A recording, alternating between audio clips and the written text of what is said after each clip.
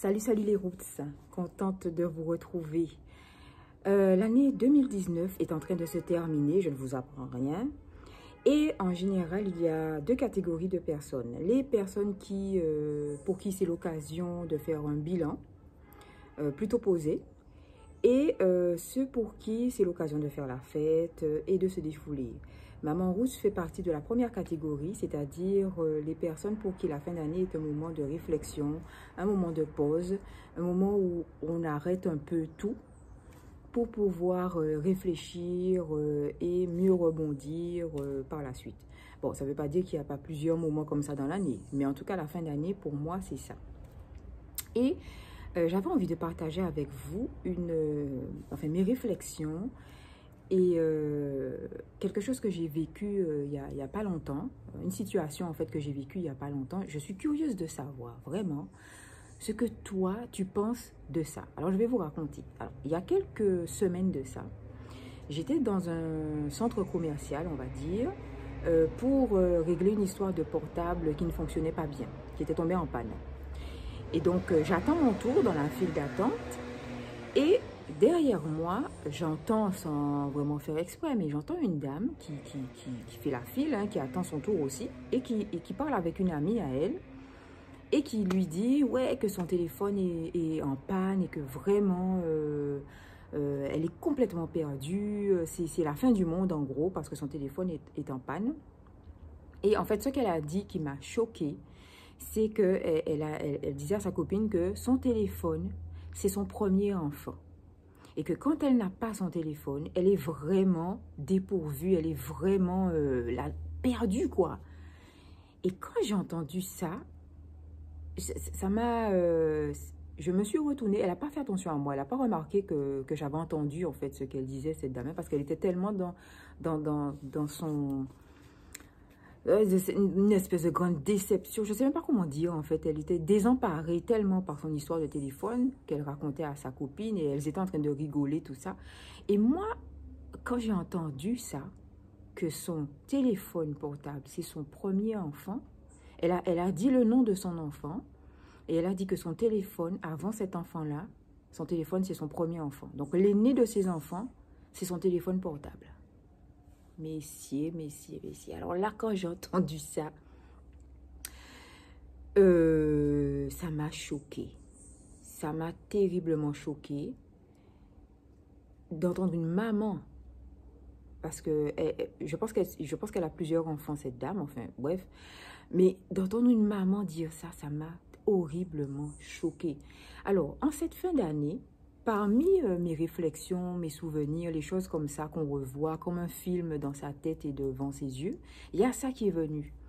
Et je me suis dit, tiens, je vais en parler avec toi pour que tu me dises, voilà, est-ce que ça te choque autant que moi? Qu'est-ce que ça t'inspire, cette histoire-là? Moi, en tout cas, ce que je voulais te dire, c'est que tu sois une maman ou que tu ne sois pas une maman, j'ai le plaisir...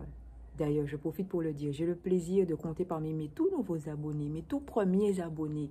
Vous ne pouvez pas savoir comment ça me fait plaisir d'avoir mes premiers abonnés. Vraiment, je suis très heureuse de vous recevoir sur cette chaîne. Et puis, je sais que parmi vous, il y a des femmes qui ne sont pas encore mamans parce qu'elles me l'ont dit.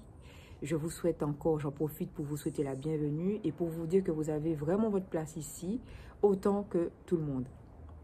Mais...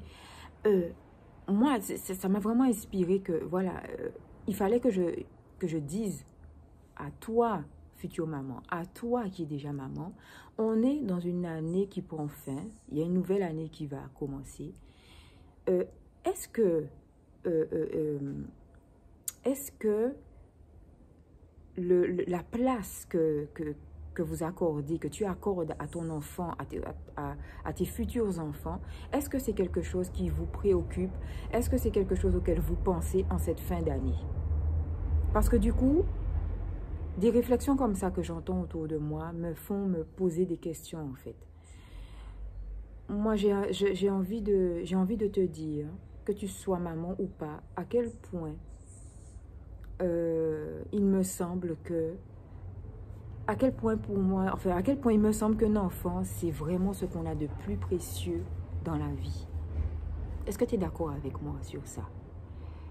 J'arrive vraiment pas à comprendre qu'est-ce qui peut pousser une maman à valoriser son téléphone avant son propre enfant. Moi, j'avais envie qu'on s'arrête, toi et moi, juste un petit moment pour réfléchir à ça et pour se demander où sont nos priorités. Qu'est-ce qui compte réellement pour nous?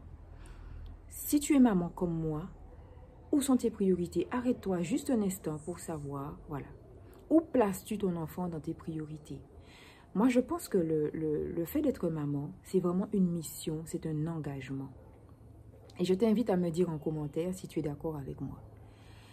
J'aurai l'occasion dans une autre vidéo de te raconter comment je suis devenue maman, parce que ça s'est fait dans des circonstances assez particulières qui m'ont confirmé qu'être maman, c'est quelque chose de divin. C'est un engagement avec la vie, c'est un engagement vis-à-vis devant Dieu, et que c'est quelque chose qu'il faut prendre très, très, très au sérieux. On ne met pas un enfant au monde pour lui donner comme frère, pour lui donner comme grand frère un téléphone portable. Moi, j'aimerais beaucoup que toi, maman qui m'écoute, ou toi, future maman qui m'écoute, c'est encore plus important, toi qui es future maman, que tu aies déjà ça en tête, que quand tu mets un enfant au monde, toute ta vie va changer. Toute ta vie va prendre un autre sens.